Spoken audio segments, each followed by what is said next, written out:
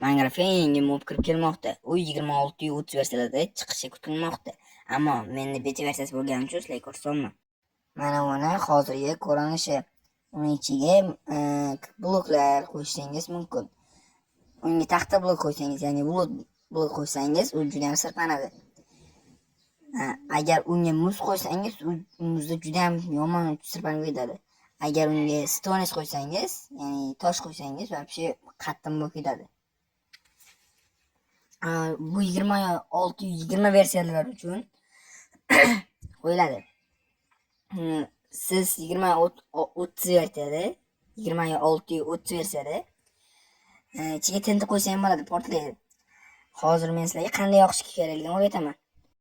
Baza yaratish bo'limida eng pastga tushsangiz, drop off 26 surgan bo'ladi. O'shani bosib qo'ysangiz bo'ldi. Mahal ichida sizga o'sha mobni ko'rsatib qo'yadi. Uning ichiga libboy bloklarni qo'ysangiz bo'ladi. Hozircha bu 26-30 versiyasi chiqmadi. Lekin men Telegram kanalimda beta versiyasini yuklab olishingiz mumkin. 26-20 versiyasini yuklab olishingiz mumkin. Telegram kanalim opsiyonida yoki kanalni biosida turgan bo'ladi.